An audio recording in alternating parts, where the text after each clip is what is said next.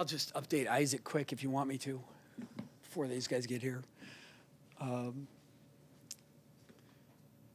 We don't know the severity of it. It could be severe. We're going to get an MRI. I believe we're going to get that done this afternoon, so we'll know a lot more in the coming hours. Yeah. You know, it's too bad it's not a necessary play. You know, the dead ball, and we go up, and they jump up, and it's too bad.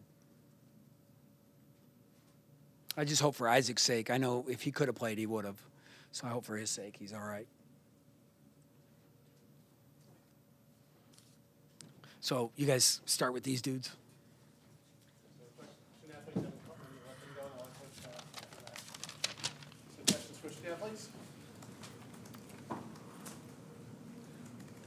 Glynn, I know you guys focused a lot on toughness and kind of getting back to your roots this week. Do you think that the week of preparation translated into game day the way you would have hoped? Not really. I think we started off slow. We didn't play with a lot of energy. We made our run, but it wasn't enough. You know, we just got to get better. Isaac, what do you think Isaiah, I'm sorry. What do you think maybe the cause was for maybe not starting like you wanted to? I don't know. They were just getting what they wanted pretty easy, and I mean we were too at first, but they kind of just shut off. They started locking up better than we did, and obviously they made their run, and that's how they won the game. Isaiah, what's the most frustrating part about kind of this stretch you guys have had? Just knowing that we're just blowing opportunities. I mean, we know every game's going to be tough in this season, but I mean, we're getting less and less opportunities to make a name for ourselves, and you know, to make some momentum. So it's just wasted opportunities and lives.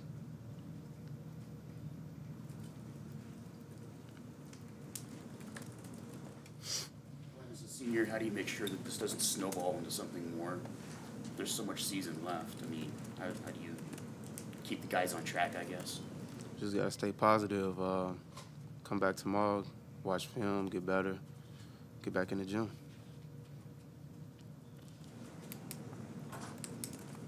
Any questions for student athletes?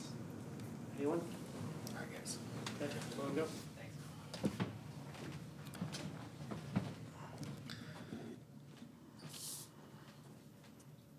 It's the same question for you. How do you make sure this doesn't snowball into something more? Yeah. Well, right now it feels to me and looks to me like we just can't get out of our own way. I thought we looked like a frustrated team and a team that, you know, is just mentally not focused on, hey, let's play with great effort, let's play with great energy. And we've seen these guys play so well, but we can't brain freeze ourselves. I'd say something else, but it's, you know, and I think we all know what I'm talking about. We can't have that. And it just looks to me like that's what it is. I really, unless there's something undiagnosed right now that I don't know about, which I don't think that's the case. Are they playing tight, Tim? Is that I think so. Yeah, I think we're like Isaiah said right away, we're just blowing opportunities, and I think they feel that way during the game. And, you know, we've tried to just get them on focus on doing, you know, the little things. But I think when you look at, for instance, it felt to me like 3 or 4 times at least. Now, this is just 3 or 4 times. Ball hits the rim. It's a thing. We got 3 guys, and we're just looking at the ball. You know, when you're looking and not acting, you know, how's it go? There's people that make things happen, and there's people that wonder what happened, right? And it looks to me like we wonder what happened. They want to be special. They want to go to the NCAA tournament. They want to do, you know, exceptional things. Is that something that you considered going in, the weight of expectation and having to deal with that? Yeah, I mean, we talked about it, and I thought we were in a good place. And if you look the way we started the year, 11-2, we were. I'm just trying to think of when I thought that, you know, it kind of arrived, so to speak, and probably Michigan State.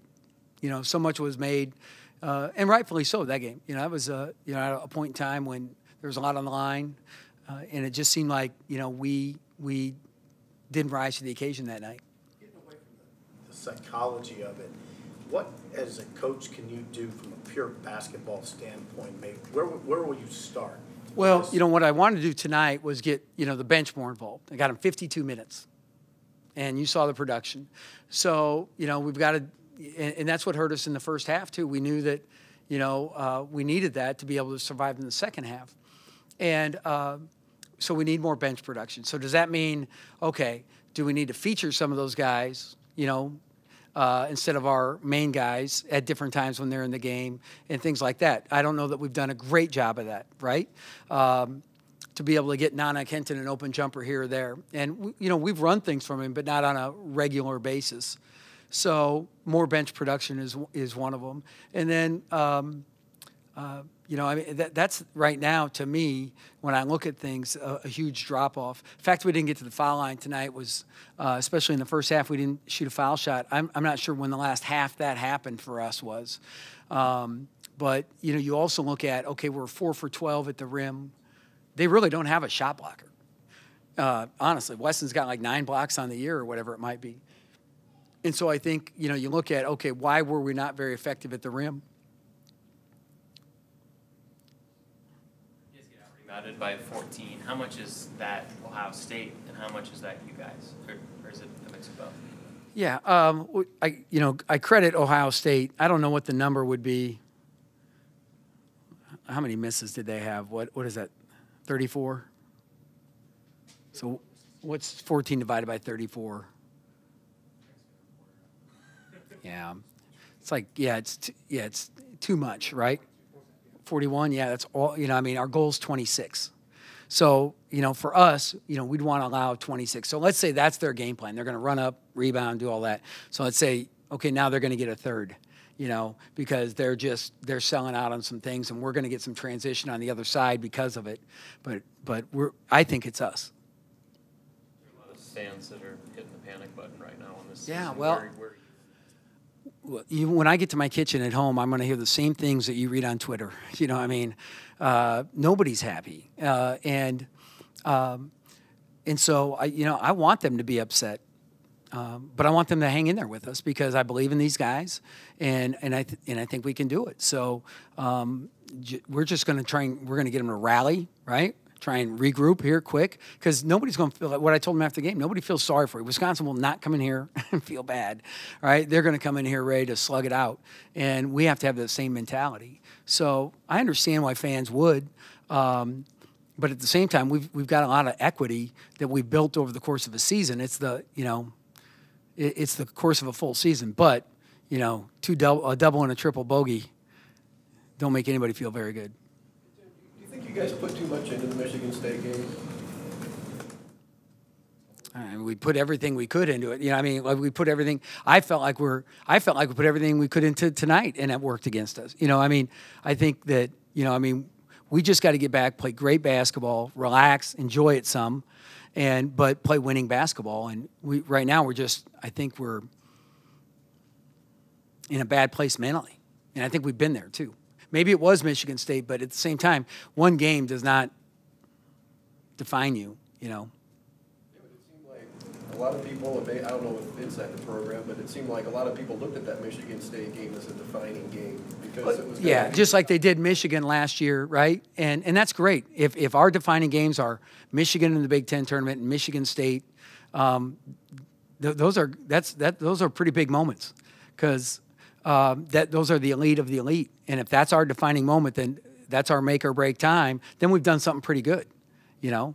If we're the 17-point underdog and nobody gives a crap and the place is half full, then you know, we've completely screwed it up. But those are the challenges we want, and that's what I signed up for. And we didn't come through those 2 games, right? Those are other times. Other times we have. You know, the old no-sit Sunday or whatever it might be. Other times we have, but we're going to have more opportunities here too. You see guys tight like that. Do you think maybe that's highlighted by 2-3 zone going against those types of defense? I don't know. I think it's just when things don't go well. Really, when we gave up 4 straight threes, you know, and then. You know, I think one of those moments, for instance, we got it back down to 7 with 4.5 to go, and the shot clock's all the way down, and they hit the back of the rim, goes straight up, falls through right at the end of the shot clock. We go down, miss a bonus. It's just, those things, when they happen, like in couples like that, when you can't get out of your own way, I think everybody just feels like, ugh, what's going on? Threes, did you feel like your guys were not finding guys? Well, it was different. So one guy, like Isaiah, overhelped to Ladie, right, when he didn't need to, lost Wesson. Muhammad, Wesson just nailed Glenn on a down screen, and the way the angle is, if he gets that screen, he's going to get the open look, and he made it. And he's not I don't know what his numbers are, but he's not in the 40s. But so that was I think a very good execution. And then Wesson got one on Tanner. Tanner was kind of playing off him a little bit, naturally so. Those are three of them, and I think Muhammad had the other one. So the question was again, were you okay with the defense at that? Well, no. But I will credit them stepping up, making the plays. I regret two things. One is the subbing out James at the end of the first half, where Amir turns it over, turns into 2 points. And I decided earlier the next dead ball I was going to get James just for 30 seconds, 40 seconds. He was breathing hard, and then of course it comes on offense, and I should have just kept him in there. That cost us. And then the next one was I'd already burned a timeout in the second half, and we were sitting on the under 12, and it was just right there. And I should have just, on one of those makes, like after a couple of them, I should have just called timeout. Are you seeing more instances of fatigue with your starters or not? I don't think we would have tonight because, they got pretty even minutes in the first half. Like I said, I got 52 bench minutes out of 200 minutes. And so I don't think it's, that's why I think we lost some of the lead in the first half. But we just got to get, figure out ways for those guys to be more productive.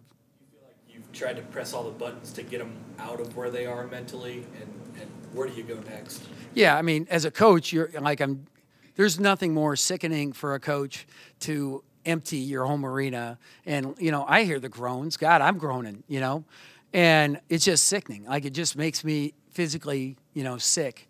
And but you feel like, okay, I've considered, we're not playing checkers. We're trying to strategically plan on what's going right. But at the end of the day, I think we have a strong relationship with our guys, and we need to go out there and get them in a good place and get them past some of the things. It's like tonight when we got the lead, there's, 3 out of 4 possessions, one guy has 3 straight turnovers.